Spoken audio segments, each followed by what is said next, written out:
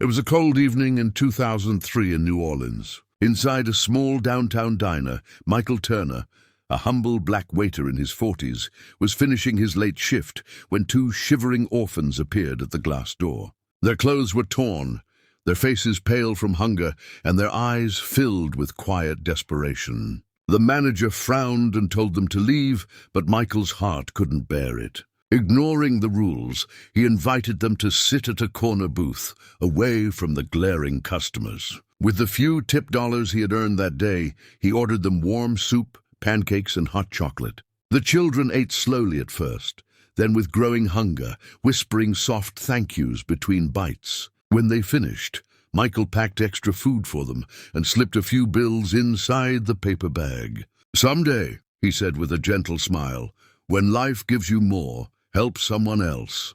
The boy nodded, and the little girl hugged him before they disappeared into the night. Michael stood at the door for a long moment, watching them vanish into the cold streets, never realizing that this small act of kindness would echo back to him in the most unexpected way. 20 years drifted by, and life moved on. Michael Turner was no longer a waiter. He now managed a modest hotel near the New Orleans riverfront. His hair had turned gray, and his hands showed the marks of decades of hard work. Though he never made much money, he earned deep respect for his honesty and kindness. To his staff, he was more than a boss.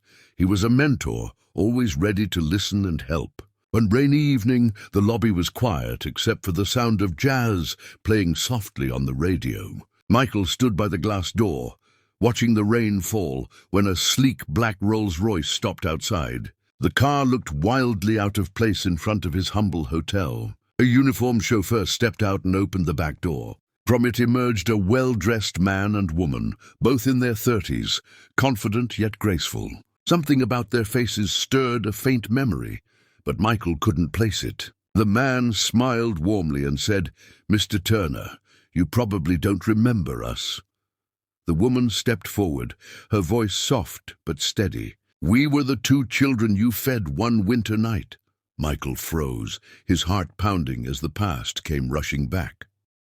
Years later, the siblings introduced themselves as Daniel and Grace Miller. They told Michael how they had spent years moving through foster homes, often hungry and forgotten, but that one night in his diner had changed everything. His kindness had given them faith when life felt hopeless. Grace shared how she later earned a scholarship to college, while Daniel started a tech company that had grown into one of the biggest in the state. They had both worked hard, remembering the waiter who once shared his meal and his warmth. Daniel handed Michael an elegant envelope. Inside was a deed, the ownership papers to a brand-new luxury hotel downtown, fully in his name. Michael stared at it, speechless, thinking it must be a mistake. Daniel smiled gently. "You gave us dignity when we had nothing. Now it's our turn to give back." Grace's eyes filled with tears as she said, "You told us to help someone when life gives us more. We never forgot." Michael's throat tightened, and for a moment he couldn't speak. Tears streamed down his cheeks as he pulled them both into an embrace.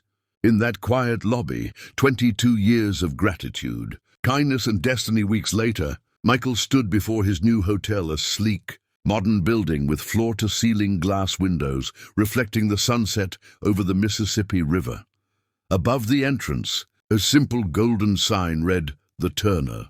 Reporters had already arrived, cameras flashing, eager to capture the story of the humble waiter whose single act of kindness had transformed not only the lives of two orphans, but his own. Guests from across the country booked rooms, drawn by the story of compassion and generosity behind the name. Despite the grandeur, Michael remained the same man he had always been, personally greeting visitors, offering a warm smile, and remembering everyone's names. Daniel and Grace often visited, helping him organize community programs that provided meals, school supplies, and mentorship for underprivileged children. One evening, Michael walked through the courtyard, watching children laugh and chase each other under the soft glow of lanterns. He paused, letting the cool breeze brush his face, and a quiet smile spread across him. The same small act that had seemed insignificant decades ago had grown into a legacy far larger than he could have imagined.